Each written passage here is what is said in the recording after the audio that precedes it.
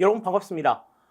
하재누리 행정학 기출문제풀이 이 시간에는 지난 9월 20일에 실시되었던 2025년 7급 국가공무원 2차 시험 출제 문제를 가지고 여러분들을 만나겠습니다. 시험 보신 여러분들 너무 수고 많이 하셨고 또 의외로 또 되게 좀 긴장하는 친구들이 많았었던 걸 좀 개인적으로는 경험을 했었는데 그 기대에 그렇게 좀 미치지 못하는 그런 평이한 문제들이 출제가 되었어요. 하지만 뭐 7급 시험을 본다고 했을 때는 그렇게 뭐 쉬운 문제는 아니었던 9급 준비했던 친구들이 7급을 봤을 때는 이런 문제도 나오는구나 라는 생각을 조금 다소 할 수 있었던 문제들이 몇 문제 눈에 보였고요. 하지만 정말 그 내용의 어떤 기본적인 개념을 확실하게 알고 있었다고 하면 내용을 완전히 전체적으로 모른다고는 하더라도 답을 찾기는 상당히 쉬웠을 그런 문제들로 구성이 되어 있었습니다. 이 시간에 이제 그 문제들 같이 생각을 해보기로 할게요. 지금 이제 국가공무원 시험 같은 경우에는 7급 문제는 이제 25문제가 출제가 되죠. 그래서 내년부터 이제 9급 시험도 이제 25문제가 출제가 되기 시작하는데 그런 부분에 있어서 어느 정도의 좀 시사점을 제공해 줄 수 있는 그런 문제가 아니었나 이런 생각을 가져봅니다. 뭐 마냥 어렵지도 않았고 그렇다고 마냥 쉽지도 않았던 그냥 중간 정도 평이한 수준의 문제들로 구성이 되었다 하는 것을 우리가 좀 생각을 해볼 수가 있겠어요. 그래서 이 시간에는 우선 뭐 늘 그래 왔던 것처럼 단원별로 출제가 어떻게 분포되었는가 하는 것들 생각을 해보기로 하고요. 다음에 이제 문항별 난도에 따라서 난도 구성이 어떻게 되어 있는가 하는 것들을 같이 생각해보고 그리고 1번부터 25번까지의 문제 같이 살펴보기로 하겠습니다. 자, 우선 최근 3개년간 영역별 출제 문항 분석해 봅니다. 자, 지난 2024년도 시험에는 조직 이론을 제외하고서는 전체적으로 문제가 좀 평이하게 출제가 된 측면들이 좀 보여줬었어요. 그래서 문제의 이 그 단원별 편차가 조금 상당히 좀 크다라고 하는 것이 이제 특징이었고, 특히 이제 조직 이론에 대한 비중이 상대적으로 낮았던 걸 좀 특징으로 볼 수 있었는데 이번 2025년도 문제에서는 이제 재무행정론이 그 역할을 좀 다시 담아옵니다. 그래서 재무행정론의 출제 비중이 2문제밖에 되지 않았다 하는 것이 조금 예년에 비해서 좀 차이라고 볼 수가 있겠어요. 그리고 매년마다 2023년, 2024년, 2025년을 거쳐오면서 재무행정론의 출제 비중이 점점 줄어들고 있다는 것도 하나의 특징으로 지금 생각이 될 수가 있겠습니다.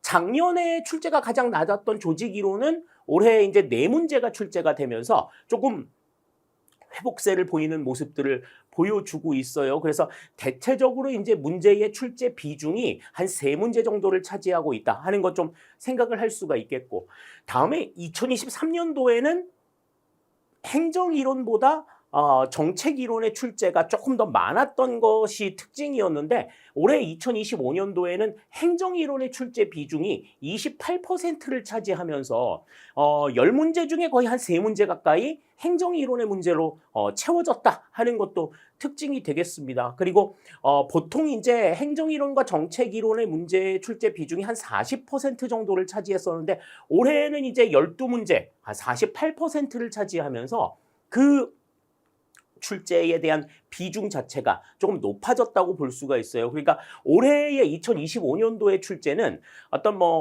실무적인 측면보다는 상대적으로 이론적인 측면에 조금 더 문제 출제가 좀 많아졌다 하는 것을 생각할 수가 있겠습니다. 그러니까 특히 이제 행정 이론의 출제 비중이 높아졌기 때문에 이제 이론에 대해서 조금 어려워하시고 학자 이름 외우기 정말 힘들어하셨던 분들 같은 경우에는 체감 난도가 조금 더 높았을 수 있어요. 그러나 전체적으로 전반적인 내용들은 그렇게 어려운 수준은 아니었다 하는 것을 우리가 좀 생각해 볼 수 있겠습니다.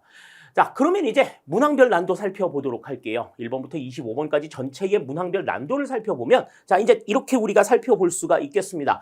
난도 상급의 문제가 이제 한 3문제 정도, 하급의 문제가 한 2문제 정도 나왔었어요. 하급 문제라고 하면은 이제 문제를 딱 봤을 때 직관적으로 답이 나올 수 있을 법한 그런 문제들을 이제 생각을 할 수가 있겠고, 난도 상급의 문제라고 하는 거는 굉장히 이제 좀 지엽적인 문제들, 보통 출제가 되기 조금 않는 그런 좀 구석에서 문제가 좀 나와서 여러분들이 문제를 봤을 때 좀 당황스러웠을 문제들을 이제 좀 선별을 했어요. 나머지의 내용들은 그냥 보편적으로 풀 수 있는 기본 이론을 어느 정도 좀 익히셨다라고 하면 충분하게 풀 수 있는 그런 문제들로 구성이 되었다 하는 것을 생각하실 수가 있겠습니다. 자, 그러면 이제 우리 1번부터 25번까지의 문제들을 하나하나 좀 생각을 해보기로 할게요. 어떤 문제들이 여러분들을 괴롭혀 왔는지, 또 지문 하나하나의 내용들을 좀 잘 생각해보자라고 말씀을 드렸었죠. 우리가 문제 풀면서도 그런 말씀을 계속 드렸고, 정답이면 왜 정답인지, 정답이 아니면 왜 정답이 아닌지를 분명하게 체크하고 넘어가자라고 말씀을 드렸었는데, 이제 그 부분들을 얼마나 꼼꼼하게 잘 챙겼느냐 하는 것도 이번 시험에서는 중요한 키포인트가 될 수 있을 거라는 생각이 듭니다. 그런 점들 잘 생각해 보시면서 문제 살펴보도록 하시죠. 1번부터 살펴봅니다.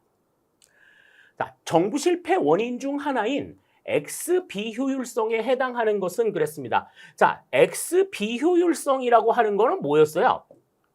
X 비효율성. 독점으로 인한 비효율성을 우리가 이야기한다. 그죠? X 비효율성 그러면 이거는 독점으로 인한 비효율성이다. 따라서 이 독점의 구조를 깰 수 있는 상황이라고 하면 어떤 것이든지 들어올 수 있는 이런 상황이어서 민영화든지 정부 보조 삭감, 정부 규제 완화라고 하는 정부의 대응 방안을 전부 다 사용할 수 있는 그러한 정부 실패의 요인이다라고 이야기를 했었는데요. 자, 그러면 거기에 해당이 되는 것을 좀 살펴보죠. 1번부터 봅니다. 조직의 비공식적 목표가 공식적 목표를 대체하는 현상을 의미한다. 그러니까 조직의 공식적 목표라고 하는 거는 정부에서는 이제 공익을 추구하는 게 되겠죠. 그런데 이제 비공식적 목표라는 건 어떤 거야? 비공식적 목표라는 건 뭐 부서의 성과 향상, 뭐 개인의 어떤 뭐 이익의 추구 뭐 이런 것들이 생각이 될 수가 있겠지. 그러니까 조직의 성과 향상이나 개인의 어떤 이익 추구가 공익을 대체하는 현상, 이걸 우리는 이제 뭐라고 얘기했었어요? 이걸 우리는 정부 실패 요인 가운데서 내부성이라고 이야기했었습니다. 그죠? 내부성. 공익과 개인 이익 간의 충돌. 이것을 이제 의미한다. 이 1번은 아닌 거죠. 다음 2번. 공공 서비스의 편익 향유와 비용 부담 주체의 분리로 나타나는 현상을 의미한다. 편익 향유와 비용 부담 주체가 분리가 되었다. 우리가 이거는 이제 뭐라고 얘기했어요? 그 표에서는 이야기가 나오지 않았지만 이거는 비용과 편익의 분리 또는 절연 이렇게 우리가 설명을 드렸었죠. 그래서 혜택을 받는 주체와 비용을 부담하는 주체가 분리가 되어가지고 나타나는 정부의 실패 이 상황을 이야기하는 거다. 2번도 해당이 안 된다. 이렇게 볼 수 있습니다. 다음 3번.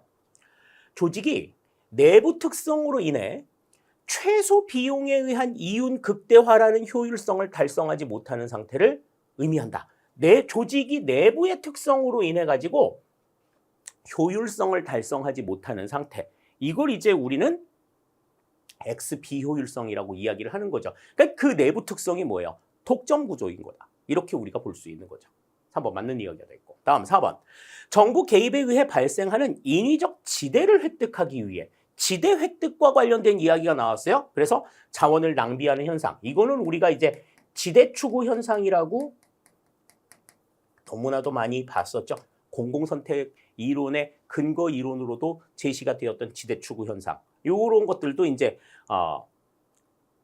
정부 실패를 야기하는 이러한 내용들이다. 이렇게 볼 수가 있겠습니다. 따라서 1번에서는 지금 여기서는 3번이 정답이 된다. 그러니까 4번 같은 게 지대 추구 현상 같은 경우에는 이제 우리가 직접적으로 정부 실패 원인으로 이제 이야기하지는 않았었어요. 뭐 파생적 외부 효과라든지 권력의 편제 뭐 이런 것들이 이제 정부 실패에 나왔었는데 지금 지대 추구 현상 같은 경우에는 사실 정부 실패 원인이라고 우리가 익히지도 않았었던 부분들이잖아요. 1번의 정답은 3번이 되는 것을 너무나도 좀 간단하게 생각할 수 있는 그런 문제가 되겠습니다. 자, 1번 살펴봤고요.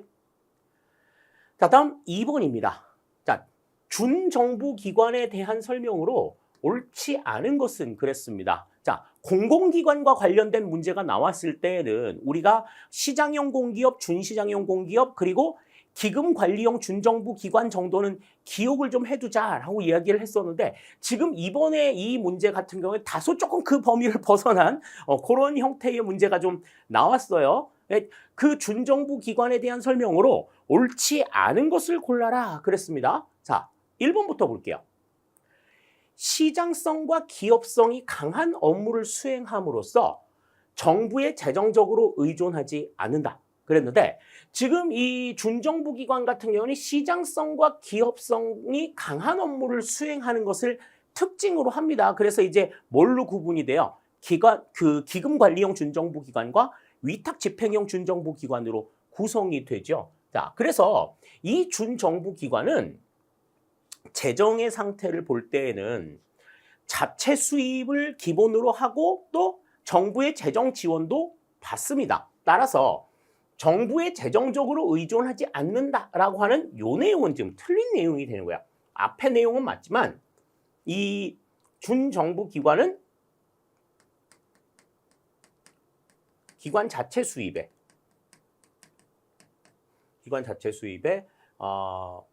정부 재정을, 정부 지원을 같이 받는다. 그러니까 재정적으로 정부의 재정적으로 의존하지 않는다라고 하는 뒤의 내용이 지금 틀린 내용이 되는 거예요. 1번은 옳지 않은 내용이 된다. 이렇게 볼 수 있겠습니다. 자, 다음 2번. 공무원 연금공단, 한국연구재단, 국립생태원 등이 있다. 그랬는데, 자, 우리 준정부 기관은 기금관리형 준정부 기관과 위탁집행형 준정부 기관으로 구성이 되어 있었어요. 그래서 공무원 연금공단 같은 경우는 연금을 담당하고 있어요. 기금관리형 준정부 기관에 해당이 됩니다. 다음, 한국연구재단과 국립생태원은 위탁집행형 준정부 기관에 해당이 된다. 이렇게 이제 볼 수가 있어요. 우리 이제 2025년도 공공기관 지정 현황을 우리가 이제 살펴봤을 때에 대한석탄공사가 이제 준정부 기관에서 기타 공공기관으로 전환이 된 것을 특징으로 우리가 생각을 했었는데, 대한석탄공사에 대한 이야기는 나오지가 않았었습니다. 예, 아무튼 이 세 개의 기관 모두 준정부 기관에 해당이 된다. 2번 맞는 내용이 되겠고요. 다음, 준정부 기관의 장은 임원추천위원회가 복수로 추천한 사람 중에서 주무기관의 장이 임명하지만 대통령령으로 정하는 기관의 장은 주무기관의 장의 제청으로 대통령이 임명한다. 그러니까 대통령령으로 정하는 기관 대통령이 임명하고 그 이외의 기관들은 전부 다 주무기관의 장이 임명을 한다. 3번도 맞는 이야기가 되겠어요. 다음 4번. 정부 조직이 아니면서 정부로부터 권한을 위임받아 정부가 수행해야 할 공공 서비스를 전달한다. 그런데 이 문제 자체를 NGO하고 헷갈린 사람들이 있어요. 애석하기가 짝이 없는데, 자, 정부 조직이 아니면서 정부의 역할을 한다. 그것 때문에 이제 NGO라고 생각해가지고 4번이 맞다, 이렇게 4번이 정답이다 이렇게 쓴 사람들 맞았을 것 같은데, 여기에서의 핵심은 이 내용입니다. 정부로부터 권한을 위임받아서 정부가 수행해야 할 공공 서비스를 전달하는 기관, 이거는 이제 준정부 기관이 되는 거고, NGO 단체 같은 경우에는 정부로부터 권한을 위임받지 않아요. 위임받았느냐 안 했느냐에 상관없이 그냥 본인들의 뜻에 의해가지고 자발적으로 정부가 해야 될 일을 돕는 기구다. 그렇기 때문에 4번의 내용을 NGO로 보는 것은 맞지가 않다. 이렇게 이제 볼 수 있는 거죠. 따라서 2, 3, 4번은 다 맞는 내용이 되겠고 1번이 틀린 내용이 된다. 이렇게 우리 생각할 수 있겠습니다. 자, 다음 3번입니다. NGO에 대한 설명으로 옳지 않은 것은 그랬어요. 그러니까 앞에 문제에서 이제 NGO다라고 생각을 했던 4번이 NGO라고 생각했던 사람은 이제 3번 문제를 보고 되게 당황하셨을 거야. NGO가 또 나왔어. 이렇게 생각했을 수 있는데, 자, 이 문제는 조금 난도가 좀 높은 문제예요. 우리가 이제 통상적으로 알고 있던 내용들 좀 밖의 범위의 내용들이 나와 있었습니다. 하지만 우리가 모르는 문제가 나왔을 때는 어떻게 하라 그랬어요? 아는 내용들을 중심으로 해가지고 정리를 하고, 아는 내용이 모르는 내용이 나왔다. 그러면 일단 제껴놓고 나머지 3개 중에서 틀린 것이 확실하게 틀린 게 있는지. 만약에 3개 중에서 틀린 게 없다. 그러면 모르는 게 답이 된다. 이렇게 이제 설명을 드렸었잖아요. 자, 그럼 1번부터 볼게요. 공공의 이익을 추구하기 위해 자발적으로 조직되고 운영된다. 앞에서도 설명드렸어요. 맞는 이야기가 되죠? 다음 2번. 정부가 각종 사회 문제를 해결하지 못하고 시민의 욕구를 충족시키지 못하는 한계를 보완하기 위해 등장하였다. 그러니까 정부 실패의 교정을 목적으로 해가지고 등장한 거다. 2번도 맞는 내용이 되겠습니다. 다음 3번. 서비스형 NGO는 국민 권익을 보호하는 역할을 담당하고 주창형 NGO는 사회적 약자를 위한 복지 혜택을 제공하는 역할을 한다. 그런데 자, 이거는 조금 난도가 높죠. 이게 뭔지 요거는 잘 모른다 치고. 자, 4번 볼게요. 시민의 참여를 통해 구성되기 때문에 자치성을 특징으로 한다. 셀프 거버닝을 특징으로 한다 하는 거는 NGO의 가장 대표적인 특징이라고 볼 수가 있어요. 자발적으로 조직되고 운영이 된다 그랬기 때문에 자치성을 특징으로 한다 하는 거 생각할 수가 있죠. 4번 맞는 내용이 되겠습니다. 그러니까 지금 여기에서는 뭐가 정답이 되는 거야? 3번이 틀린 내용, 옳지 않은 내용이 되는 거예요. 뭔지는 모르겠지만 자, 우리가 NGO를 구성할 때, NGO를 구분할 때 서비스형 NGO와 주창형 NGO 두 가지를 이야기합니다. 서비스형 NGO는 말 그대로 국민들에게 어떤 혜택을 주는 서비스를 제공하는 역할을 담당하는 곳이에요. 그러니까 뭐 의료 서비스를 제공한다든지 무슨 복지 서비스를 제공한다든지 뭐 이런 것들이 이제 서비스형 NGO에 해당이 되는 거고, 주창형 NGO라고 하는 것은 자, 여러 가지 내용들을 주창하는 거야. 국민들은 이러한 것을 얻을 권리가 있다. 이런 것을 누릴 자유가 있다. 이런 것들을 계속해서 주장함으로써 정부가 그러한 행동들을 할 수 있도록, 그러한 서비스를 제공할 수 있도록 목소리를 높이는 이 같은 기관이 이제 주창형 NGO거든요. 그러니까 서비스형 NGO 같은 경우에는 사회적 약자를 위한 복지 혜택을 제공하는 게 특징이 되겠고, 주창형 NGO는 국민 권익을 보호하는 역할을 담당한다. 이렇게 보시면 되겠어요. 그래서 지금 3번에서는 서비스형 NGO와 주창형 NGO가 서로 바뀌어 있어야 맞는 이야기가 된다. 따라서 3번에서는 3번이 틀린 내용이다. 이렇게 이제 볼 수가 있겠어요. 우리가 지금 시험 문제를 딱 봤을 때 3번의 내용은 조금 굉장히 생소하고 좀 모르는 문제였을 가능성이 굉장히 높은데요. 그렇다고 하더라도 1, 2, 4번의 내용이 너무나 확실하게 맞다면 3번이 그냥 틀렸다고 생각을 하시면 되는 겁니다. 시험장에서는. 그렇게 보셔야 된다는 거죠. 공부를 하는 입장에서는 이게 왜 아닌가를 알아야 될 필요는 있겠지만 시험장에 가서는 그냥 아닌 것만 고르면 되는 거예요. 정답인 것만 골라내면 되는 거기 때문에 3번에서 3번을 찾는 것은 그렇게 좀 꼼꼼하게만 생각을 해보셨으면, 답이 왜 답이고 답이 아니면 왜 아닌지를 분명하게 구분을 하실 수만 있었으면 3번을 답으로 찾는 데는 어려움이 없었으리라는 생각이 들어요. 왜냐하면 1, 2, 4번이 너무나도 맞는 이야기였기 때문이죠. 3번의 정답 3번이 되겠습니다. 다음 4번입니다. 순환보직에 대한 설명으로 옳지 않은 것은 그랬습니다. 사실 이 순환보직이라고 하는 것은 공식 명칭은 아니에요. 공식 명칭은 아니고 그냥 정기적으로 2년마다 한 번씩 쉽게 말해서 직위가 변경이 되는 이 같은 상황들을 우리가 순환보직이라고 이야기하는데, 우리가 이 순환보직은 기본 시간에는 뭐라고 배웠어요? 배치 전환이라고 우리가 봤었어요. 보직이 바뀌는 이 같은 상황들입니다. 그래서 자, 그럼 배치 전환에 대한 설명으로 옳지 않은 것을 골라라. 이걸 이제 생각을 해보셔야 되는 거죠. 1번부터 봅니다. 배치 전환이라고도 하며, 그렇죠? 외부 임용 중 하나이다. 그랬는데 우리가 이제 임용의 종류를 이야기할 때 외부 임용과 내부 임용을 구분하면서 외부 임용의 경우에는 뭐가 하나 있다 그랬어? 신규 채용 하나가 외부 임용이다. 그냥 그렇게 설명을 드렸었죠. 배치 전환은 뭐예요? 외부 임용이 아니라 내부 임용에 해당이 됩니다. 내부 임용도 수직 임용과 수평 임용이 있었잖아요. 그죠? 그러니까 수직 이동과 수평 이동 가운데서 배치 전환 같은 경우에는 등급은 바뀌지 않고 직급이 바뀌는 수평 이동에 해당이 된다. 이렇게 우리 볼 수가 있겠습니다. 1번 바로 틀린 내용이 되겠어요. 다음 2번. 기관이 수행하는 다양한 업무에 대한 이해를 가능하게 한다 그랬습니다. 그러니까 여러 기관에서 일을 하면서 각 기관에서 어떤 입장에서 일을 하는가에 대해서 분명하게 좀 알 수 있는, 그래서 나중에 어떤 업무에 대한 어떤 협의라든지 이런 것들을 할 때 상대 조직에 대한 이해가 조금 더 높아질 수 있는 그러한 기회가 된다 그랬어요. 2번 맞는 내용이 되겠고.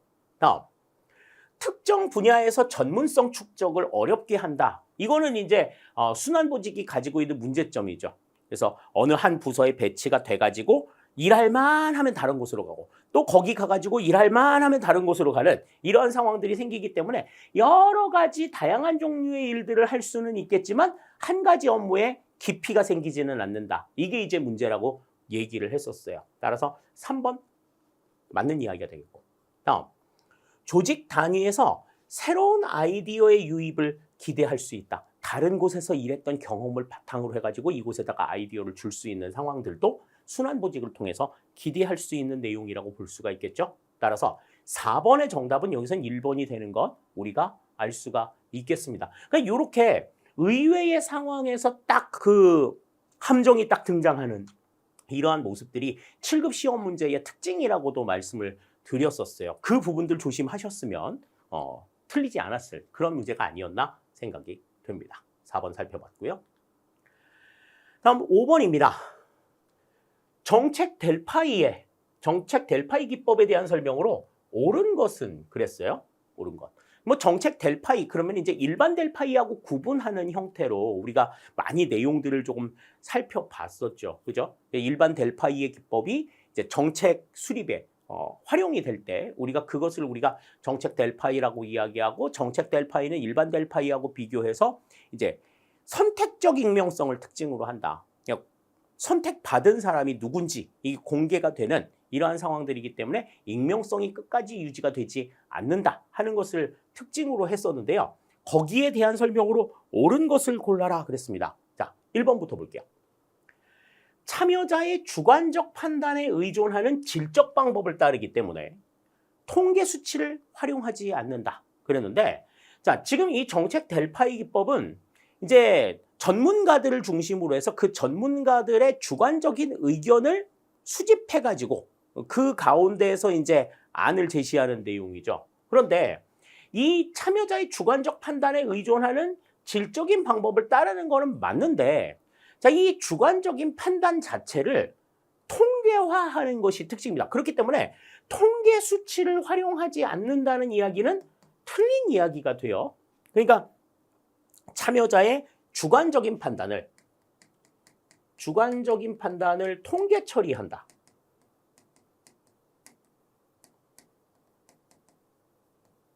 이것이 이제 정책 델파이의 특징이라고 생각할 수가 있겠습니다. 따라서 1번은 지금 틀린 이야기가 되는 거예요.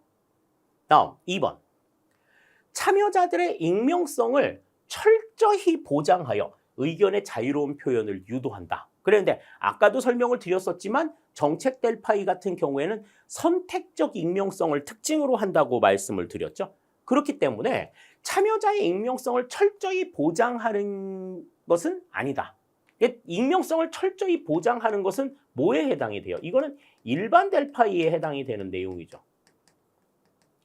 그렇기 때문에 2번도 지금 맞는 내용은 아니라고 볼 수가 있어요. 다음 3번. 참여자들은 전문성 자체보다 다양한 이해관계자와 식견을 가진 인물 중심으로 구성된다. 그렇죠? 다양한 이해관계와 식견을 가진 사람들로 구성이 된다. 이거는 이제 정책 델파이의 특징. 그러니까 전문성 자체가 너무 높은 사람들보다는 그 당사자들 간의 이해관계를 두루두루 이해할 수 있는 사람들로 구성이 된다. 이렇게 이제 볼 수가 있는 거죠. 자, 다음 4번. 참여자 간의 갈등을 최대한 억제하며 합의된 의견의 도출을 지향한다. 그랬는데 이 정책 델파이 같은 경우에는요. 다양한 어떤 의견들을 좀 듣기 위해서 의도적으로 갈등을 조장하기도 합니다. 싸움을 걸어. 그래서 이 참여자 간의 갈등을 유도하기도 한다. 유도하며, 자, 이렇게 해서 어떻게 해요? 창의성이 있는 의견, 합의된 창의적 의견의 도출을 지향한다. 이렇게 봐야 맞는 이야기가 되는 거예요. 따라서 5번의 정답은 5번은 5번이야. 5번, 4번도 지금 틀린 내용이 되는 거다. 따라서 옳은 것을 골라라라고 하면은 5번에서는 여기서는 3번이 정답이 되는 것 우리가 생각을 할 수가 있겠습니다. 자, 5번 살펴봤고요. 자, 다음 6번입니다. 행태론적 접근 방법에 대한 설명으로 옳지 않은 것은 그랬습니다. 우리가 이제 기본 이론을 정리하면서 행태론적 접근 방법과 신행정학이 어떻게 차이가 나느냐 하는 것들을 좀 설명을 드렸었잖아요. 그런 차원의 지금 문제가 지금 6번에 지금 나왔어요. 자, 행태론적 접근 방법. 인간의 행태는 관찰이 가능하다. 행정은 그래서 관찰 가능한 행태로 나타난다라고 보는 관점이어서 이 행정의 이론들을 좀 과학적으로 검증하자라고 하는 것을 주장했던 게 바로 행태론적 접근 방법인데 1번부터 봅니다. 사회 현상에 대한 분석도 자연과학과 마찬가지로 엄밀한 과학적 연구가 가능하다고 본다. 행정이 그렇다 하는 측면을 강조한 거잖아요. 1번 맞는 이야기입니다. 다음 2번. 자료의 계량적 분석을 특징으로 한다.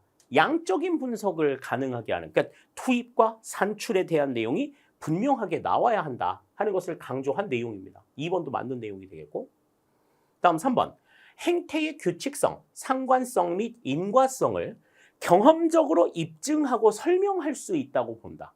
그래서 우리가 나타나고 있는 사실과 그 행태 간의 관계들을 보자고 봤던 거죠. 3번도 맞는 내용입니다. 다음 4번.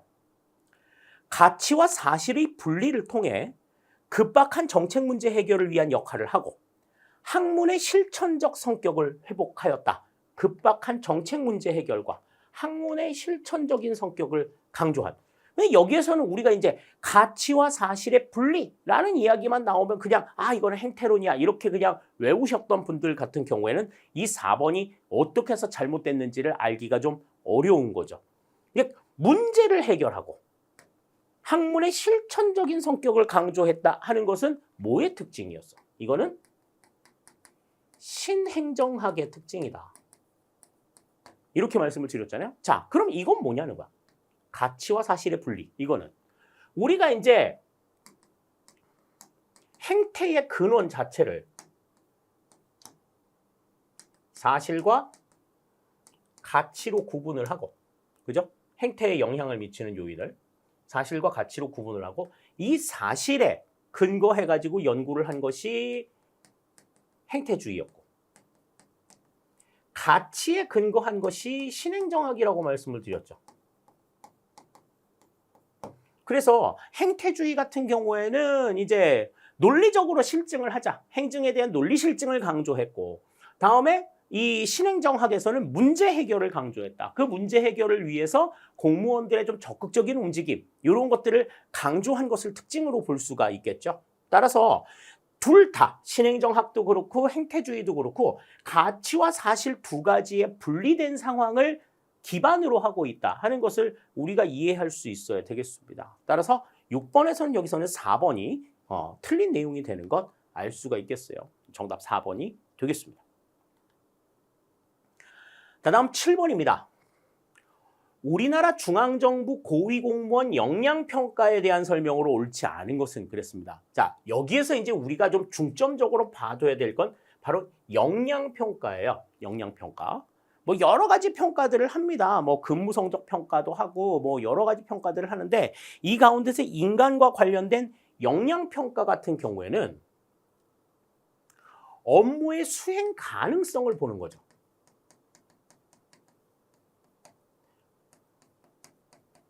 업무의 수행 가능성 검증을 목적으로 한다. 그러니까 뭐 자격증을 가지고 있다든지 그와 관련된 커리어가 있다든지 뭐 이런 것들을 바탕으로 해서 이 사람이 이 일을 수행할 수 있겠나 이런 것들을 살펴보는 내용들이 되지 않겠어요? 그러니까 이 공무원 역량평가 같은 경우에는 그 자리에 올라갈 수 있는 사람이 되겠냐 하는 것들을 보는 사전평가죠. 그러니까 고위공무원단 같은 경우에는 1급에서 3급에 해당하는 공무원들이니까 4급 공무원들이 이제 3급으로 넘어갈 때 이때에 이제 실시가 되는 게 공무원 역량평가다. 이렇게 볼 수가 있겠습니다. 그 점들을 놓고 보시면은 이제 옳지 않은 것을 골라라 하는 것이 이제 나타날 수가 있겠죠. 자, 1번부터 봅니다.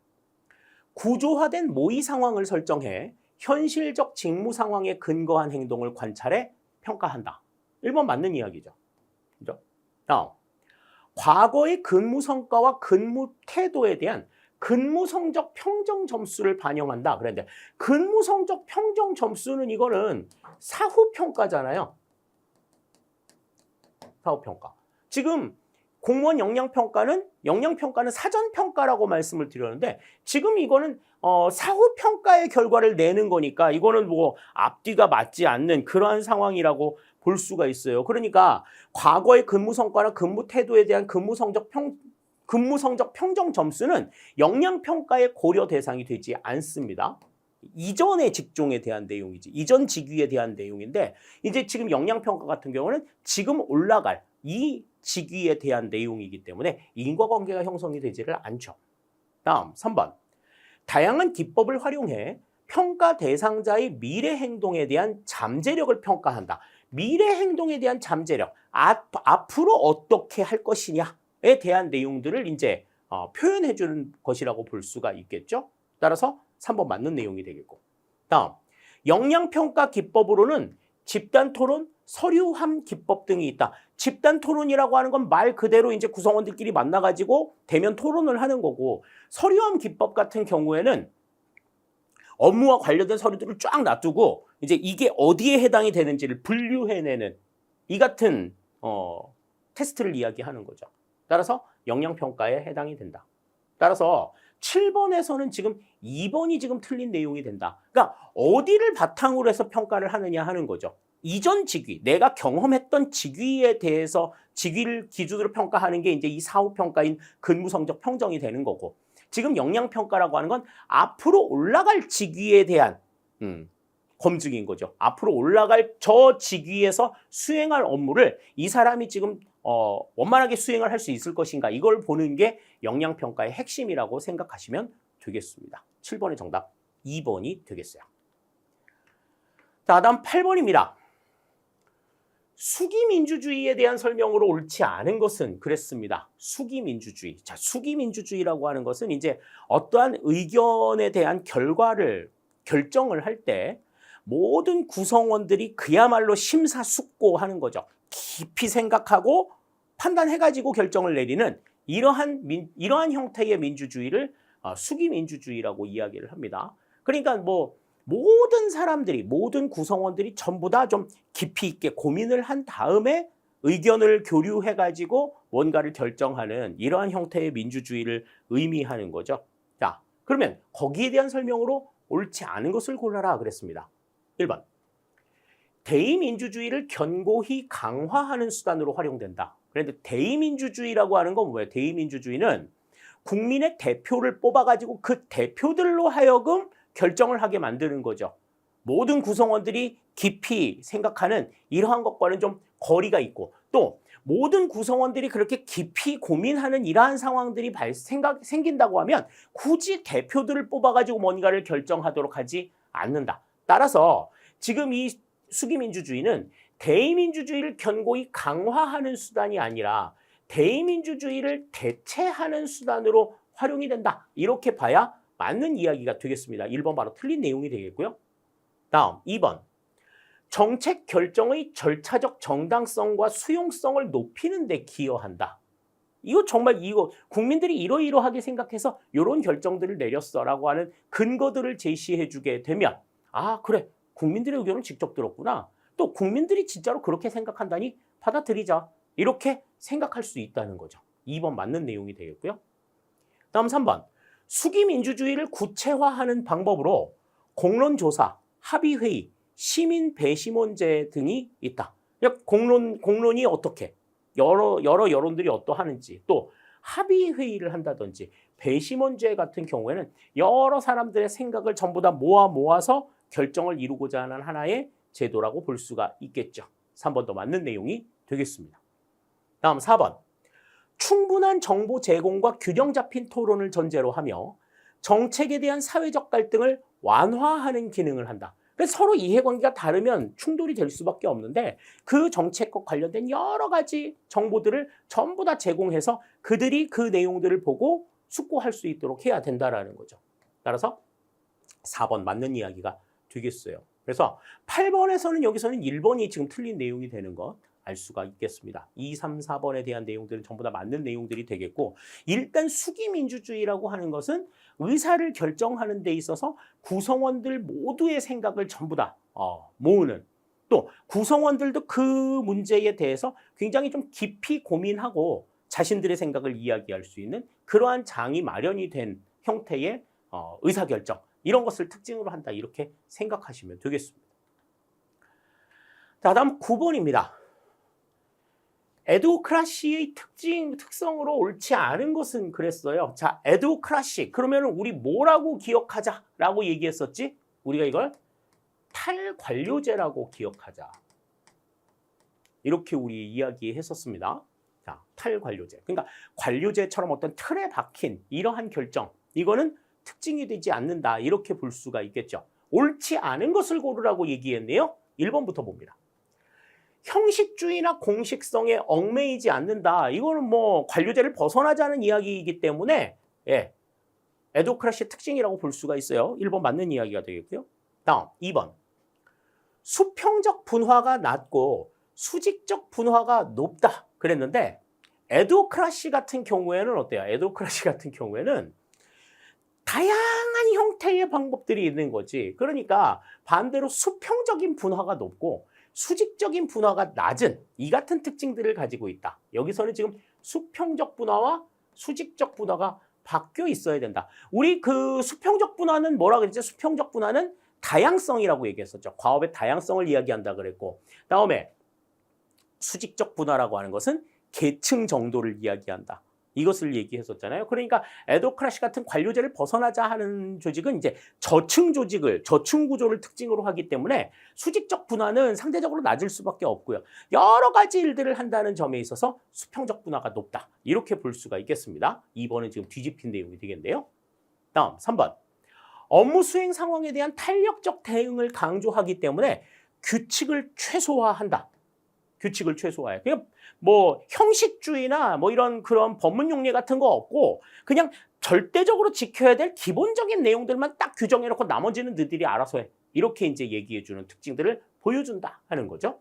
3번도 맞는 이야기. 다음 4번. 상황에 대한 신속한 대응을 강조하기 때문에 문제 해결의 전문성을 가진 사람이 참여한다. 그렇죠. 그러니까 누가 되든지 간에 문제 해결에 있어서 문제 해결을 할 수 있는 어떤 핵심 키를 가지고 있는 사람들이 참여해가지고 문제 해결을 이루어 나가는 것을 특징으로 한다. 따라서 9번에서는 지금 2번이 틀린 내용이 되는 것 생각을 할 수 있겠습니다. 다음 10번입니다. 정책 결정 모형과 그 특징이 바르게 짝지어진 것은 그랬습니다. 그래서 이제 가, 나, 다, 라 이제 4가지의 정책 결정 모형이 나와 있는데 각각의 이 4개의 모형이 무엇을 의미하는가 하는 것들을 생각해 보면 이제 지금 제시문에 나와 있는 선택 지문에 나와 있는 내용들을 생각해 볼 수가 있을 거예요. 자, 그럼 가부터 살펴보겠습니다.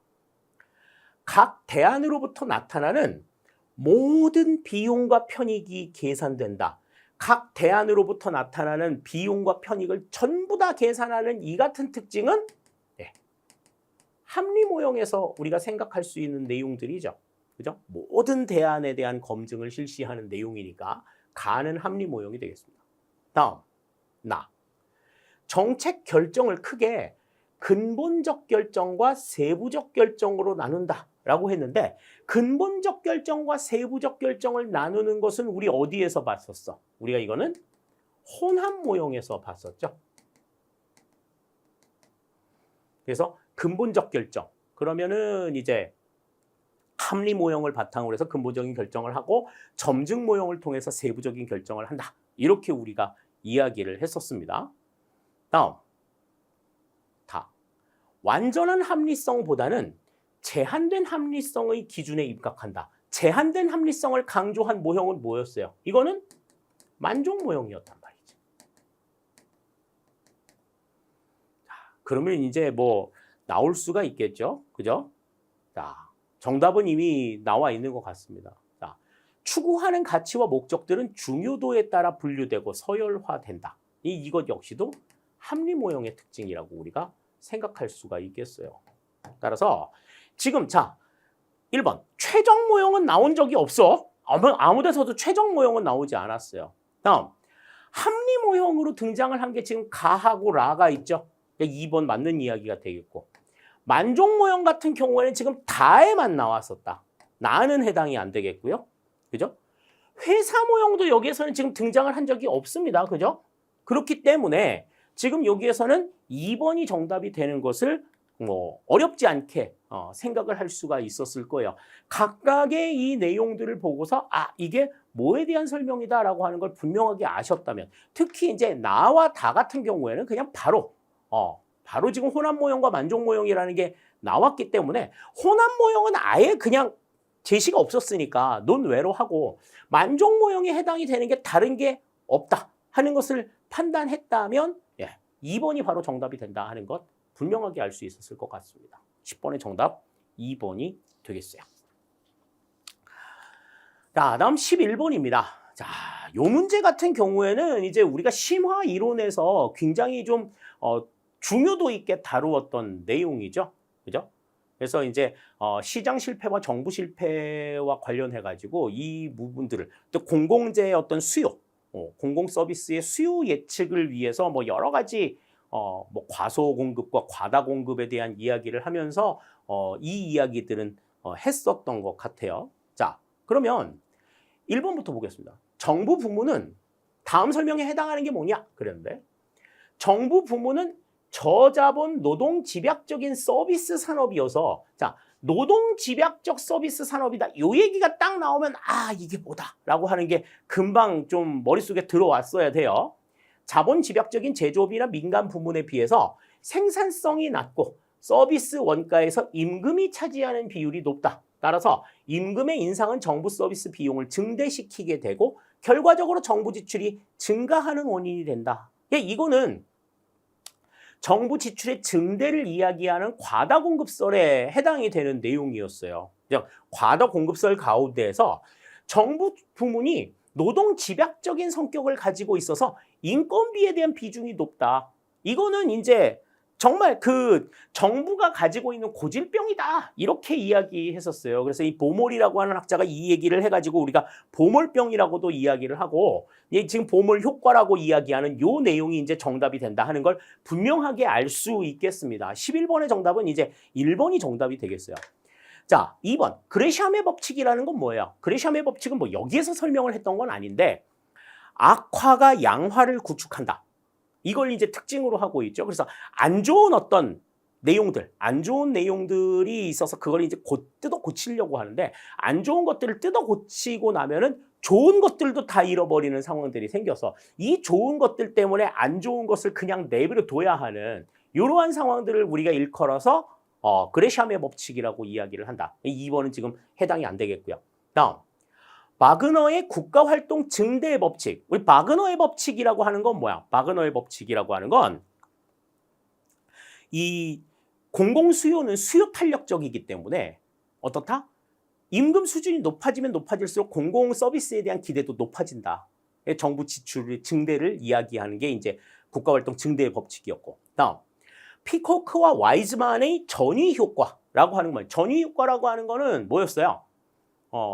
그러니까 뭐 국가 위기 상황이나 이런 데에서 그 위기 상황을 극복하기 위해서 자금을 투입하는 데 대해서는 굉장히 관대하다는 거야, 사람들이. 그래서 큰 일을 좀 메꾸기 위해서 돈을 쓰는 거에서 일단 사람이 살고 보자 해가지고 그러고 뭐 돈을 왜 그렇게 함부로 헤프겠어? 이렇게 따지는 경우는 거의 없단 말이죠. 굉장히 관대하게 그 비용들을 좀 쓸 수 있도록 해가지고 큰 일들을 할 때는 쉽게 말해서 씀씀이가 좀 커지는 이러한 내용들을 설명하는 게 이제 전위 효과예요. 그리고 나서 이제 그 일이 끝나고 나면 다시 원래로 환원이 되어야 되는데 이게 환원이 되지 않는 이러한 상황들을 이제 대체 효과로도 설명을 하고 있었죠. 전부 다 이제 어떻게 되는 거야? 정부 지출의 증대를 설명하고 있는 내용들이다. 이렇게 볼 수 있습니다. 하지만 정부 부문이 노동집약적이기 때문에 생산성이 낮고 임금이 차지하는 비율이 높다라고 하는 것은 이제 이거는 보벌 효과에 대한 설명이 된다. 11번의 정답은 1번이 된다. 이렇게 볼 수 있겠어요. 다음 12번입니다. 위원회 조직에 대한 설명으로 옳지 않은 것은 그랬어요. 자, 위원회 조직 같은 경우에는 이제 합의제 조직이죠. 합의제 조직이라고 하는 것이 이제 대표적인 특징이 되겠습니다. 그래서 모두가 공동으로 합의해가지고 결정을 내는 이러한 형태의 조직을 위원회 조직이라고 이야기하는데 그 위원회 조직에 대한 설명으로 옳지 않은 것을 골라라 그랬습니다. 1번부터 볼게요. 위원회 임명 시기를 달리 함으로써 정책의 계속성을 확보할 수 있다. 그러니까 계속해서 이어져 왔던 사람들과 그 새롭게 임명된 사람들, 이러한 사람들이 이제 고루고루 있게 되면 정책의 계속성을 확보할 수 있다 하는 점 생각할 수가 있겠죠. 1번 맞는 내용이 되겠고, 다음 의사 결정에 다양한 사람이 참여한다는 점에서 신중한 결정을 내릴 수 있다.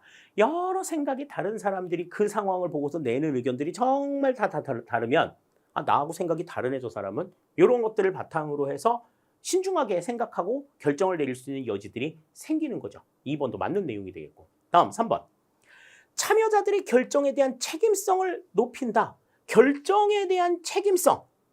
참여자들은 공동으로 전부 다 결정에 참여했기 때문에 거기 그 결과에 대한 책임도 공동으로 지도록 하는 게 원칙인데, 이 같은 상황들은 결정에 대한 책임을 좀 약화시키는 문제들을 가지고 온다. 그러니까 결정에 대한 책임성을 높인다고 보는 것은 잘못된 내용이죠. 그래서 왜 그런 얘기 했잖아. 공동 책임은 무책임이다. 여러 사람들이 같이 책임을 지자 하는 거는 어느 누구도 책임을 지지 않겠다. 이런 얘기하고 똑같다.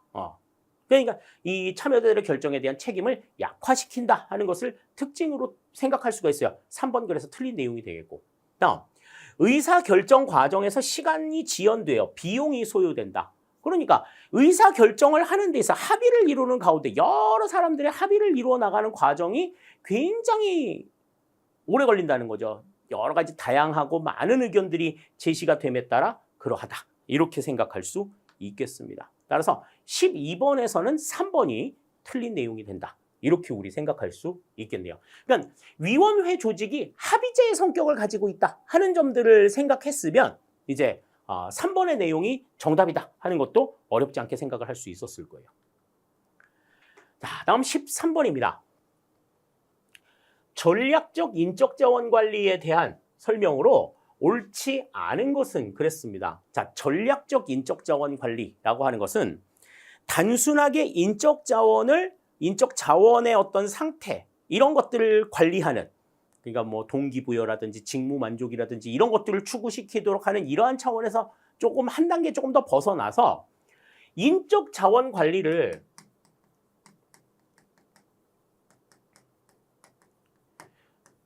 조직의 전략과 결부시키는, 그러니까 조직 전략에 부합이 되는 인적 자원 관리를 일컬어서 우리가 전략적 인적 자원 관리다. 이렇게 이야기를 하는 거예요. 그냥 단순하게 인적 자원의 양이라든지 질이라든지 이런 것들을 생각하는 게 아니라 이 사람이 우리 조직과 어느 정도 부합이 되느냐. 그러니까 뭐 스펙 좋고 뭐 실력 좋고 뭐 이렇다고 해가지고 무조건 다 뽑는 게 아니라 이 사람이 우리 조직과 좀 잘 어울리는 사람인가. 이런 것들을 생각해서 이제 뽑을 사람은 뽑고 내보낼 사람은 내보내는 이런 상황들이 나타나는 거죠. 자, 거기에 대한 설명으로 옳지 않은 것을 고르래요. 1번부터 봅니다. 조직의 전략 및 성과와 인적 자원 관리 활동을 연계한다. 그렇죠? 1번 맞는 내용이 되겠습니다. 다음 2번. 목표 중심적이고 성과 중심적인 인력 관리를 추구한다. 그러니까 목표나 성과에 기여할 수만 있다고 하면은 어떤 사람이든 데리고 올 수 있다는 거지. 다음. 장기적 관점에서 조직의 전략 수립과 전략 달성을 가능하게 하는 인적 자본의 육성에 초점을 둔다. 조직의 전략 수립과 전략 달성을 가능하게 하는 인적 자본의 육성. 이게 이제 전략적 인적 자원 관리의 특징이라고 생각할 수가 있어요. 3번도 맞는 이야기가 되겠고요. 자, 그런데 직무만족, 동기부여, 조직 시민 행동 등 개인의 심리적 측면을 강조한다. 그러니까 구성원 자체의 심리 측면을 강조하는 내용은 이거는 조직의 전략과는 상관이 없는 단순한 인적 자원 관리에 해당이 되는 내용이기 때문에 이거는 조직 전략과는 무관한 인적 자원 관리이기 때문에 전략적 인적 자원 관리라고 보기는 어렵다. 이렇게 생각할 수가 있겠죠. 따라서 13번의 정답은 4번이 된다. 이렇게 우리 생각할 수 있겠습니다. 자, 다음 14번입니다. 공공선택 이론에 대한 설명으로 옳지 않은 것은 그랬어요. 자, 공공선택 이론, 뭐 공공선택론하고도 이제 공공선택론, 그러니까 시장 밖의 상황을 경제학적인 논리로 설명하자라고 하는 입장에서 이제 등장한 내용이었었잖아요. 거기에 대한 설명으로 옳지 않은 것을 골라라 그랬습니다. 1번부터 보죠. 신고전주의 경제학의 원리를 통해 정치 및 행정 현상을 설명한다. 그러니까 여기서 말하는 정치 및 행정 현상이라고 하는 것이 시장 바깥에서 일어나는 시장 외적 현상을 경제학의 원리를 동원해가지고 설명하자 하는 내용이잖아요. 1번 맞는 내용이 되겠습니다. 다음, 공공 서비스를 생산하고 제공하는 데 있어 정부 관료제가 유일한 최선의 방법은 아니라는 입장이다. 이 얘기를 한 사람이 누구야? 이 사람이 오스트롬 부부잖아요. 그 오스트롬 교수가 처음으로 이 공공선택론을 행정학에 적용을 하면서 민주주의 행정의 패러다임이라고 하는 것을 이야기하면서 민간의 공공 서비스 공급의 가능성, 이것을 이제 언급했단 말이지. 다음, 방법론적 개체주의 입장을 견지한다. 그렇죠? 공공선택 이론은 방법론적 개체주의, 각각의 개별적인 상황들, 그러니까 똑같은 행정의 상황들이 모든 사람들한테 똑같은 영향을 미치지는 않는다라고 하는 것을 강조하는 개념이죠. 1, 2, 3번은 지금 다 맞는 내용이 되겠습니다. 자, 그러면 4번 보시죠. 오스트롬은 관료가 소관 예산의 극대화를 추구한다고 주장한다. 그랬습니다. 관료가 소관 예산의 극대화를 추구한다. 이거는 뭐에 대한 이야기였어? 공공선택 이론 가운데서 니스카넨이 주장한 예산 극대화 이론이었죠. 이거는 오스트롬이 주장을 한 게 아니라 니스카넨이 주장한 내용이다. 관료들은 여러 가지 이유에 의해서 소속 부서의 예산을 극대화하려고 하는, 자기의 어떤 관료적인 어떤 권력을 극대화하기 위해서 소속 부서의 예산을 극대화한다. 이렇게 주장을 했단 말이지. 따라서 14번의 정답은 4번이 된다. 이렇게 우리 생각할 수 있겠습니다. 다음 15번입니다.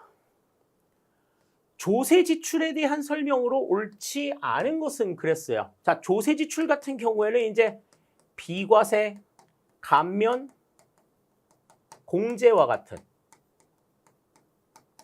정부의 어떤 간접 지원의 성격을 가지고 있는 세제 혜택을 이야기한다. 그렇게 말씀을 드렸었죠. 자, 거기에 대한 설명으로 옳지 않은 걸 고르래요. 1번부터 봅니다. 우리나라에서는 지출 항목별 평가 등을 통해 국회의 심의와 의결을 받고 있다. 그랬는데, 자, 국회의 심의와 의결을 받고 있는 거는 그냥 예산이잖아요. 그죠? 조세 지출 예산 같은 경우에는 이 국회의 심의나 의결까지는 받지를 않습니다. 그러니까 조세 지출의 내역을 어떻게 정하겠다 하는 것은 그냥 세법상의 그냥 규정이기 때문에, 그러니까 이거는 법률 개정 정도로 이제 해결이 될 수가 있는 문제예요. 이것을 줄이는 게 맞니, 뭐 틀리니 이런 것들을 국회에다가 일일이 보고하고 의결을 받지 않습니다. 1번 바로 틀린 내용이 되겠어요. 다음 2번. 세법상의 비과세, 감면, 공제 등 다양한 형태로 이루어진다. 맞는 이야기죠? 다음 3번. 정부가 실제로 지출하지 않고도 지출과 유사한 효과를 얻을 수 있다. 간접 지출의 효과를 낼 수 있다 하는 것이 특징이 되겠어요. 3번 맞는 이야기가 되겠고. 다음 4번. 조세 상의 특혜를 부여한다는 점에서 감추어진 보조금이라고도 한다. 뭐 합법적 탈세라는 얘기까지는 하고 싶지 않다고 그랬어요. 숨겨진 보조금이라는 이야기 한다. 말씀을 드렸었죠. 따라서 15번의 정답은 1번이 되는 것 알 수가 있겠네요.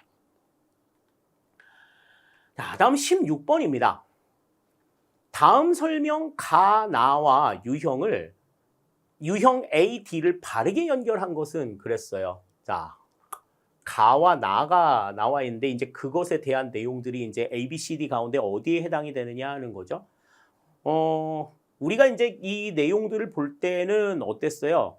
그 각각 로위의 정책 분류를 바탕으로 해가지고 각각의 정책 분류가 어떻게 나타나는가 하는 것들을 좀 생각해야 된다라는 말씀 드렸었는데, 자, 셀리스버리의 내용은 이제 자율 규제 정책을 특징으로 하고 있었죠.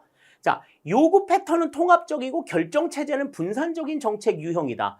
그러니까 어떠한 것이 필요하다라고 요구하는 것은 모두에게 전부 다 보편적으로 적용이 되지만 그 보편적으로 적용이 되는 내용들을 이루는 방식은 구성원들마다 다 다르다 하는 것이 이 특징이었잖아요. 그러니까 결정체제는 분산적인 정책 유형에 되는 거니까 지금 여기에서 살펴볼 수 있는 내용은 지금 뭐 재분배 정책이나 자율주기 정책 둘 중에 하나여야 되겠네. 그죠? 그 여기서는 지금 자율 규제 정책에 해당이 되는 내용이라고 볼 수가 있을 것 같습니다. 재분배 정책 같은 경우에는 이제 요구 패턴이 분산적이고 결정 체제가 통합적인 반대 상황을 지금 설명하고 있는 거죠. 다음, 윌슨은 비용은 다수에게 분산되고 편익은 소수에게 집중되는 유형이다. 다시 말해서 비용, 규제로 인한 부담은 불특정 다수에게 지우고 그 편익은 특정 계층에게 집중시키는 내용이다. 그러니까 그거는 뭐에 대한 설명이었어요? 이거는 고객 정치에 대한 내용이었잖아요. 그러니까 지금 나와 관련된 얘기는 D에 대한 설명이 된다. 기업가적 정치는 반대죠. 비용은 소수에게 집중시키고 편익은 다수에게 분산시키는 이러한 형태의 정책을 이야기한다. 따라서 가는 A, 나는 D에 해당이 되는 내용이니까 지금 가는 A, 여기 중에서 나는 D에 해당이 되는 2번이 정답이 된다 하는 것 생각을 할 수가 있겠습니다. 이제 16번의 정답은 2번이 되는 것 알 수가 있겠네요. 자, 다음 17번입니다. 공무원의 복무와 윤리에 대한 설명으로 옳지 않은 것은 그랬어요. 자, 공무원의 복무와 윤리, 이거는 뭐 이해충돌 방지법이라든지 그 다음에 뭐 국가공무원법이라든지 공직자윤리법이라든지 이러한 내용들을 통해서 우리가 법령으로 굉장히 많이 살펴본 바가 있습니다. 자, 옳지 않은 걸 골라라 그랬는데요. 자, 1번부터 보죠. 공직자의 이해충돌 방지법상 모든 공직자는 직무 관련자가 사적 이해 관계자임을 안 경우 안 날로부터 7일 이내에 신고하여야 한다. 그런데 이거는 우리 법령 정리하면서 이해충돌 방지법 보면서 다 설명을 드렸어요. 자, 사적 이해 관계자임을 안 날로부터 7일 이내에 신고하는 게 7일이 아니라 14일 이내에 신고를 해야 합니다. 14일 이내에 신고를 하도록 되어 있어요. 그래서 사적 이해 관계자임을 몰랐으면 모르겠는데 알았다고 하면 안 날로부터 14일 이내에 신고를 해야 된다. 이게 이제 특징이죠. 1번 그래서 틀린 내용이 됩니다. 다음 2번. 국가공무원법에는 종교 중립의 의무가 규정되어 있다. 그러니까 대상자들을 대할 때 종교로 인해서 차별이 되는 일은 없어야 한다라고 하는 것이 국가공무원법에 명시가 되어 있지요. 2번 맞는 내용. 다음 3번. 공직자윤리법에는 선물신고와 주식의 매각 또는 신탁에 관한 규정이 포함되어 있다. 공직자윤리법에 나와 있는 그 의무는 5가지가 있다고 말씀을 드렸었죠. 그래서 주식의 매각이나 백지 신탁 해야 되고 선물 같은 거 받았을 때 100불 이상의 선물을 받았을 때는 본인뿐만이 아니라 가족들이 선물을 받은 경우에도 반드시 신고하고 그 선물을 인도해야 된다라고 하는 것. 공직자윤리법에 나와 있는 내용이에요. 다음 4번.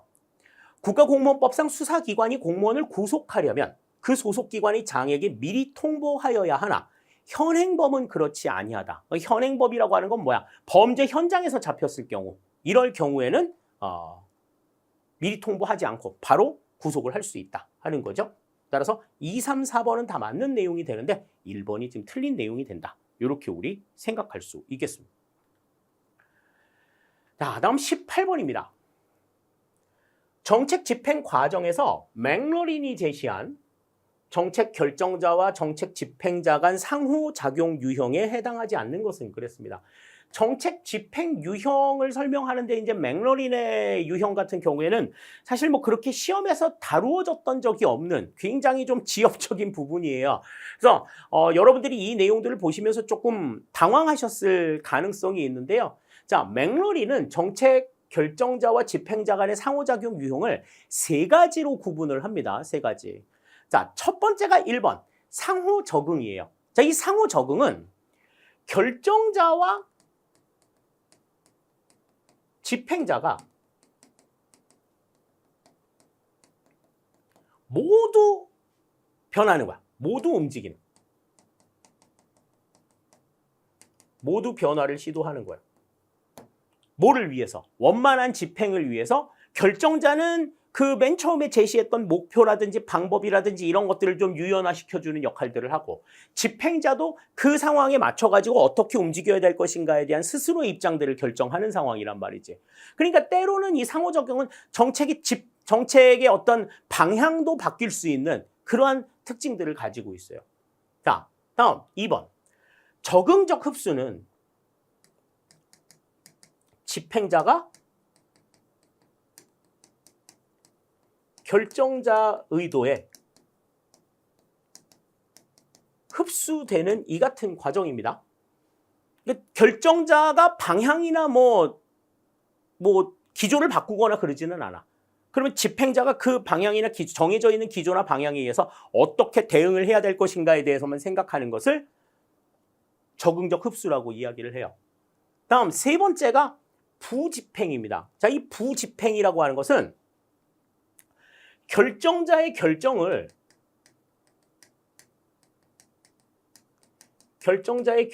내용을 집행자가 거부하는 거야. 나 이렇게는 못해. 이렇게 이야기하는 거죠. 네. 그래서 이 맥러린이 제시한 정책 결정자와 집행자 간의 상호작용 유형은 이렇게 이제 세 가지로 볼 수가 있어요. 결정자와 집행자가 모두 바뀌는 현상, 집행자만 변하는 현상, 아무도 변하지 않는 이러한 현상. 이렇게 이제 세 가지로 구분을 할 수 있는 거죠. 거부와 수능은 여기에 해당이 되지 않는다. 따라서 18번의 정답은 4번이 되겠는데 관련된 내용들을 뭐 충분하게 아셨던 분들이라고 하면 뭐 문제를 풀기 쉬웠겠지만 지금 이거는 이제 다소 조금 생소한 그러한 문제지 않았나 하는 생각이 듭니다. 이 부분들 한 번 정도는 좀 생각을 해 두시죠. 간혹 뭐 문제에서 모든 문제가 전부 다 내가 아는 문제고 그러면 좋겠지만 그렇지 않은 경우들도 나오게 된다. 워낙에 행정학의 범위가 좀 넓기 때문에 어떠한 부분들이 나오느냐 하는 것들을 막 마냥 장담을 하기는 어려운데 그런 점들을 조금 살짝 악용한 문제가 아닌가 그런 생각이 좀 드네요. 자, 18번 살펴봤습니다. 다음 19번입니다. 지방자치법상 행정협의회에 대한 설명으로 옳지 않은 것은 그랬습니다. 자, 행정협의회와 관련된 내용은 뭐 지방자치법에 16조부터 쭉 나와 있는 내용들입니다. 우리가 법령에 대한 정리를 하면서도 한 번 정도는 좀 살펴본 내용인데요. 자, 1번부터 보죠. 2개 이상의 지방자치단체에 관련된 사무의 일부를 공동으로 처리하기 위하여 구성된다. 그렇죠. 그러니까 2개 이상의 지방자치단체의 사무의 일부를 공동으로 처리하기 위해서 만들어 놓은 게 행정협의회가 된다. 그게 객관적으로 일을 하는 건 아니고 양자가 서로 협의를 하기 위해서 만난 이러한 기구라고 생각을 할 수가 있는 거죠. 1번 맞는 내용이 되겠고요. 다음 2번. 협의회의 규약에는 운영과 사무 처리에 필요한 경비의 부담이나 지출 방법이 포함되어야 한다. 그렇죠. 같이 운영이 될 때 어떻게 처리가 되어야 한다 하는 것들을 알 수가 있어야 되겠습니다. 다음 3번. 사무와 관련된 중앙행정기관의 장은 공익상 필요하면 관계 지방자치단체장에 대하여 협의회를 구성하도록 권고할 수 있다. 그랬는데 자, 사무와 관계된 중앙행정기관의 장이 관계 지방자치단체장한테 협의회를 구성해라 이렇게 권고를 하는 이 자체는 어떻게 보면은 좀 뭐라고 봐야 돼? 중앙정부가 지방자치단체의 자치권을 좀 침해하는 모습으로 보여질 수가 있죠. 그러니까 공익상 필요할 때 관계 지방자치단체장한테 행정협의회를 구성해라 라고 권고를 할 수 있는 것은 일단 기본적으로 광역자치단체장입니다. 그러니까 우리 이제 그 법령상으로 보면 지방자치법에 보면 이제 시도지사야. 시도지사가 1차적 권고를 할 수가 있고, 또 다음에 지방행정을 총괄하고 있는 중앙부처의 장관, 다시 말해서 행정안전부 장관이죠.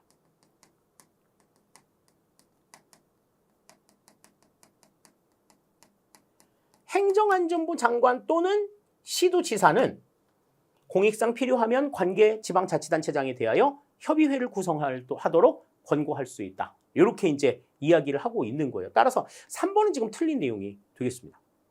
다음 4번.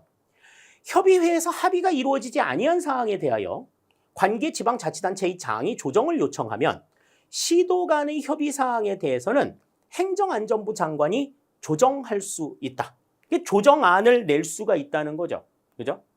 이것도 이제 만약에 조정안을 거부하면 어쩔 수가 없는 상황들이다. 이렇게 이제 우리 볼 수가 있겠습니다. 따라서 4번 맞는 이야기가 되겠어요. 그러니까 관계 지방자치단체장이 이거 해결해 주세요라고 하면 상급 자치단체나 행정안전부에서는 조정을 실시해야 한다 하는 거지.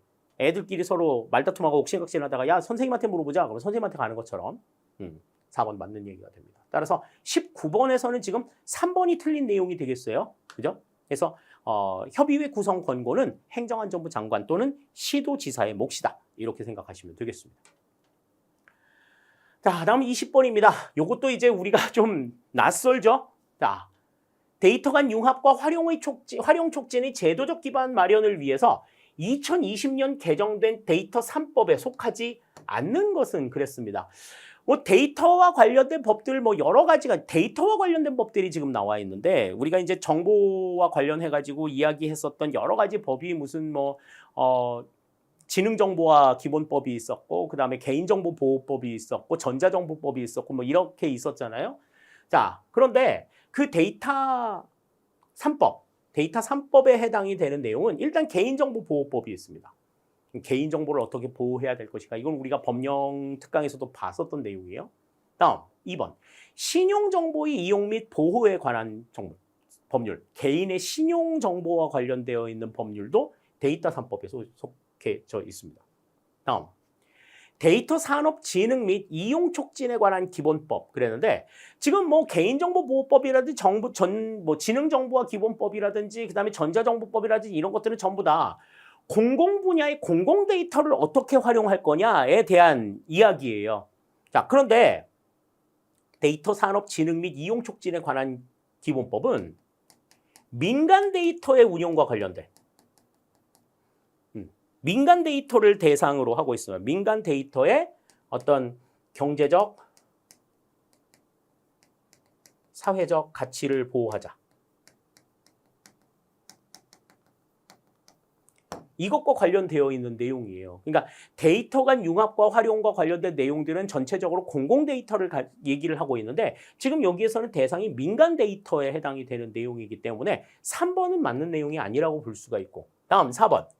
정보통신망 이용 촉진 및 정보 보호 등에 관한 법률 역시도 공공 데이터와 관련된 내용들이다. 이렇게 생각하시면 되겠습니다. 따라서 1번, 2번, 4번이 지금 데이터 3법에 해당이 되는 내용이고 3번은 지금 해당이 되지 않는다. 3번이 여기서는 정답이 되는 것 아실 수가 있겠어요. 그래서 이 데이터 산업 진흥 및 이용 촉진에 관한 기본법은 2022년에 제정이 됩니다. 2020년 개정이 됐다고 하면 2020년 이전에도 있었던 내용인데 이 법은 거기에 해당이 되지 않는다 하는 것 알아두시면 좋겠어요. 20번의 정답은 3번이 되겠습니다. 다음 21번입니다. 정책평가의 유형에 대한 설명으로 옳지 않은 것은 그랬어요. 상대적으로 이제 좀 쉬운 문제가 지금 나와 있습니다. 자, 1번부터 볼게요. 모니터링은 집행의 능률성과 효과성을 확보하기 위한 목적으로 수행된다. 그랬는데 이 모니터링 같은 경우에는 뭐야? 꾸준하게 지켜보는 거죠. 지금 우리가 정해진 대로 잘 수행을 하고 있는가? 요거를 보는 거란 말이지. 1번 맞는 이야기가 되겠습니다. 다음 2번. 형성평가는 정책 집행 도중에 프로그램의 개선을 위해 실시된다. 그런데 형성평가라고 하는 건 우리가 말씀드렸었죠. 이건 과정평가라고 말씀을 드렸지. 그렇기 때문에 이거는 정책 집행 도중에 이루어지는, 정책 집행 중에 이루어지는 평가다 말씀을 드렸어요. 2번 맞는 내용. 다음, 총괄평가는 우리가 영향평가라고도 이야기하는, 총괄평가는 정책 집행 후에 정책이 미친 영향을 판단하는 활동이다. 그렇죠? 2번, 3번 이건 굉장히 중요하다고 말씀을 드렸습니다. 다음, 환경영향평가와 교통영향평가는 정책 집행 이후에 실시되며 효과성 평가의 대표적인 예이다. 그랬는데 정책 집행 이후에 실시되는 평가는 효과성 평가의 대표적인 예가 맞죠. 사후 평가가 이제 그렇다 말씀을 드렸는데 환경 영향 평가나 교통 영향 평가는 해당 정책이 환경에 미치는 영향과 교통에 미칠 영향을 미리 측정하는 평가죠. 그러니까 환경 영향 평가나 교통 영향 평가는 정책 집행 이전에 실시가 되는 사전 평가다. 이렇게 우리가 생각하시면 되겠습니다. 따라서 21번에서는 여기서는 4번이 지금 틀린 내용이 되는 것 생각을 할 수가 있겠어요. 각각의 정책 집행의 유형, 뭐 여러 가지 유형들이 있었는데 그 유형들 가운데서 사전 평가와 사후 평가가 무엇을 어떻게 구분이 되는가? 정책 집행을 기준으로 해서 이전과 이후로 구분이 된다 하는 것 잘 생각해 두셔야 되겠습니다. 다음 22번입니다. 국가재정법상 국가재정운용계획의 수립에 대한 설명으로 옳지 않은 것은 그랬습니다. 자, 국가재정운용계획이라고 하는 것은 이제 5회계년도 이상의 국가재정운용과 관련된 기본 계획을 매년 수립하는 이러한 특징을 가지고 있지요. 그죠? 그래서 5회계년도 이상의 계획을 매년 수립한다 하는 것을 말씀드리는 내용이다라고 설명을 드렸었는데 그와 관련된 내용으로 옳지 않은 걸 고르래요. 1번부터 보겠습니다. 정부는 재정운용의 효율화와 건전화를 위해 매년 국가재정운용계획을 수립하여 국회에 제출해야 한다. 그러니까 이 각 부처가 중기 재정계획을 수립하면 그걸 전부 다 모아가지고 국가재정운용계획을 수립한다. 이렇게 말씀을 드렸었죠. 1번 맞는 내용이 되겠습니다.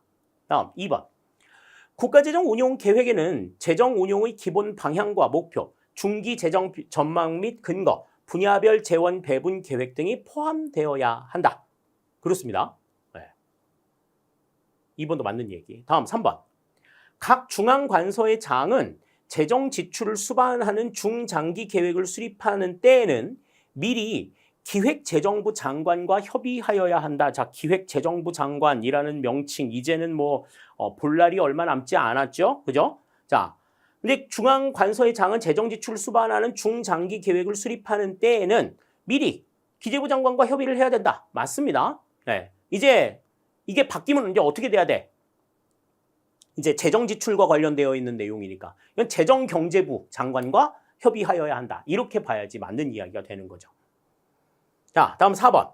1, 2, 3번 다 맞으니까 지금 4번이 틀린 내용인데 지방자치단체의 장은 국가의 재정 지원에 따라 수행되는 사업의 계획을 수립하는 때에는 미리 기획재정부 장관과 협의해야 한다. 하여야 한다. 그랬는데 국가의 재정 지원에 따라 수행이 되는 사업의 계획 이것들을 이루기 위해서는 기획재정부 장관이 아니라 이 국가의 재정되는 사업과 연관이 되어 있는 관계 중앙행정기관의 장.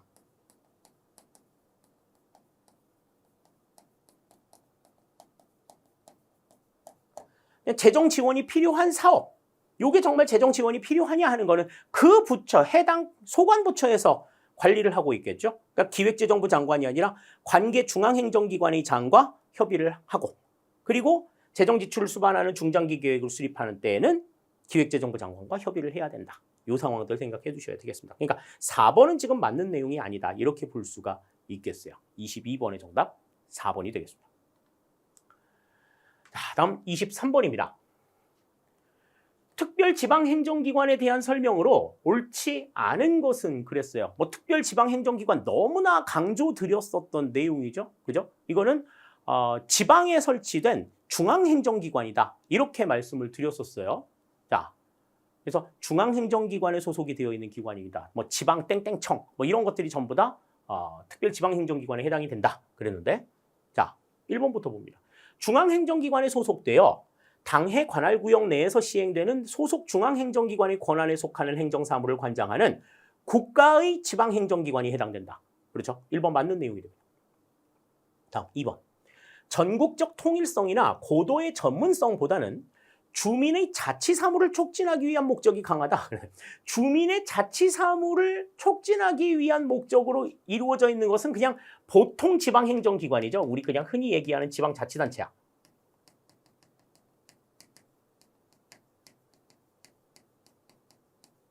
그러니까 이 특별지방행정기관 같은 경우에는 주민의 자치사무보다는 전국적인 통일성이나 고도의 전문성을 강조하는 특징이죠. 앞뒤가 바뀌어 있어야 지금 맞는 이야기가 된다. 2번 그래서 틀린 내용이 되겠고요.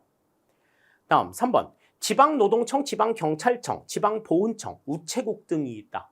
전부 다 맞는 내용들이 지방 땡땡청이 해당이 된다라고 말씀을 드렸어요.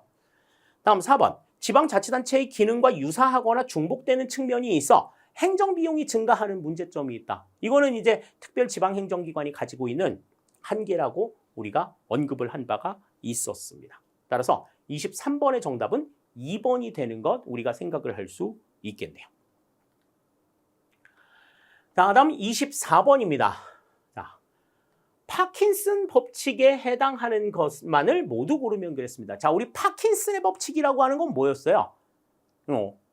공무원의 수는 행정 수요의 증감과 관계없이 공무원의 수는 지속적으로 증가한다라고 보는 원칙이지. 그래서 이제 공무원의 수도 늘어날 때는 이제 자기의 상관이나 동료보다는 부하가 늘어나는 것을 선호하고 또 그 부하들이 늘어나게 되면 그 숫자가 늘어난 만큼의 업무가 파생적으로 늘어나기 때문에 우리가 이제 공무원 수가 많이 늘어난다고 해서 정작 내 업무가 줄어들거나 그러지는 않는다.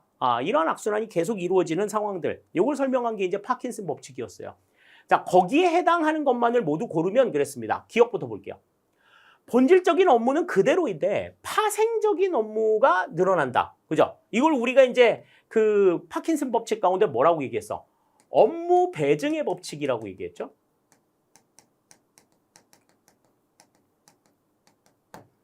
다음, 니은. 공무원은 금전적 효용보다는 직무에 관련한 개인적 효용을 추구한다. 그랬는데 이거는 뭐 파킨슨 법칙하고는 상관이 없는 내용이야. 그지? 다음, 디귿. 자신의 무능력 수준에 이를 때까지 승진하게 된다. 이건 무슨 법칙이었지 이거? 이거는 피터의 법칙이었어요. 그죠? 디귿도 상관이 없고. 다음. 공무원의 수는 업무량과 관계없이 증가한다. 업무량과 관계없이 증가한다고 하는 리을의 내용은 뭐 너무나 확실하게 맞는 내용이 될 것 같습니다. 따라서 지금 여기에서는 피터의 법칙만 알고 있었으면 다 알았겠네. 그죠? 기억과 리을이 지금 맞는 내용이 되겠죠. 2번이 정답이 되겠습니다. 그러니까 리을은 너무나 확실하게 맞는 이야기인 거고 그러면은 기억이냐 디귿이냐인데 기억이냐 디귿이냐인데 디귿은 피터의 법칙이니까 디귿은 피터의 법칙이 기억이 맞는 내용이다. 이렇게 이제 생각할 수가 있는 거죠. 24번의 정답은 2번이 되겠습니다. 자, 다음 25번입니다.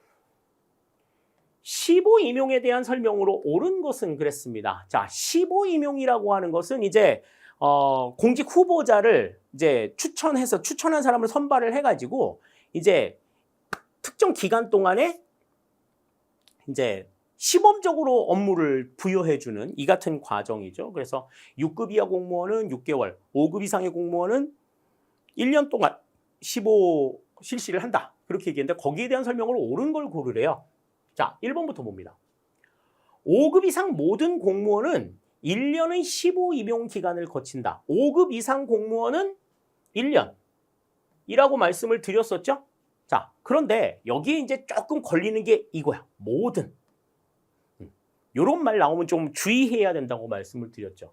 자, 5급 이상의 공무원은 1년간의 시보 임용 기간을 거치는데 이거는 대통령령에 따라서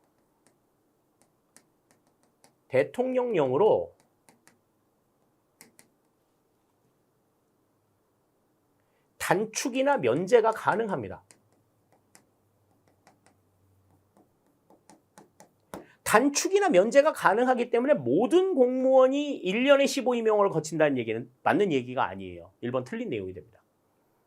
다음, 15임용 기간 중에 있는 공무원은 훈련을 받는 기간 동안 봉급이 지급되지 않는다. 그랬는데, 자, 훈련받는 기간이라고 봉급이 지급이 되지 않을까? 지급됩니다. 지급돼요. 보통 해당 직급에, 해당 등급에 1호봉에 해당이 되는 봉급이 지급이 됩니다. 전 100% 다 지급이 되는 건 아니라는 거지. 자, 2번도 틀린 내용이에요. 다음 3번.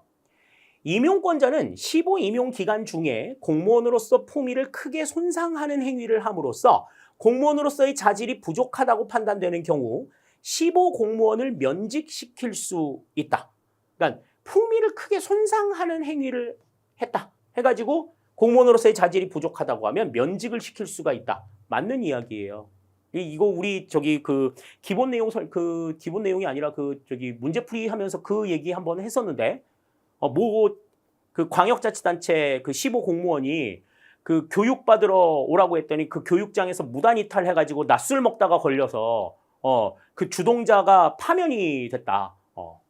말씀드렸었죠? 그러니까 공무원의 품위를 손상시킨 행위라고 임용권자가 판단을 했기 때문이다. 그렇죠. 맞는 얘기입니다. 다음 4번. 6급 이하 임기제 공무원의 15임용 기간은 6개월이다. 그런데 6급 이하라는 말에 꽂혀 있으면 안 돼. 여기에서 방점을 봐야 되는 건 임기제 공무원이에요. 임기제 공무원은 15 대상이 아닙니다. 임기제 공무원이 15임용이 없어요. 그렇기 때문에 4번의 내용도 틀린 내용이 된다. 그러니까 일반직 공무원의 경우에는 15기간이 있지만 임기제 공무원에게는 15기간이 주어지지 않는다. 15 면제 대상이다. 이렇게 이제 보시면 되겠습니다. 따라서 25번의 정답은 3번이 되는 것 우리가 확인을 할 수 있겠어요. 자, 이렇게 해서 이제 우리 전체적으로 2025년도 국가공무원 7급 시험의 출제 문제들 또 영역별로 분석들도 해봤고 또 문제 난이도들도 좀 살펴봤는데 전체적으로 아까도 말씀을 드렸지만 우리가 학습했던 내용의 기본적인 사항만 알고 있다고 하면 그 선택 지문들을 읽어가면서 답을 찾아낼 수 있는 그러한 형태의 문제다. 이렇게 이제 볼 수가 있어요. 그렇기 때문에 암기를 바탕으로 해가지고 모른다고 해서 무조건 외우는 식의 공부는 절대로 도움이 되지 않는다 하는 것을 이번 시험에서도 여실히 보여준 내용들이 되겠고 또 암기를 하게 되면 그것이 그 사람의 지식의 전부가 되어버리는 이상 걸려 넘어지는 일들도 굉장히 많이 발생한다. 요 점들을 좀 생각하시면서 앞으로의 내용들을 좀 준비해 주시기를 바랄게요. 시험 문제는 계속해서 진화할 것이고 그리고 우리가 알고 있는 상황들을 얼마만큼 우리가 스스로 응용할 수 있느냐 하는 부분들을 특히 7급 시험 문제에서는 다루고 있기 때문에 그런 점들을 생각하시면서 학습을 할 때에는 암기보다는 이해 중심의 학습을 해주시라 하는 것 다시 한번 당부를 드리겠습니다. 자, 이상으로 이제 2025년도 7급 국가공무원 2차 채용시험 출제 문제 해설 모두 마무리를 짓도록 하겠습니다. 여러분들 많은 도움이 되셨기를 바라겠고 또 이 내용들을 통해서 행정학에 조금 더 가까워지는 계기가 될 수 있기를 바라는 마음 가지고 모든 해설 마치도록 하겠습니다. 수고하셨습니다.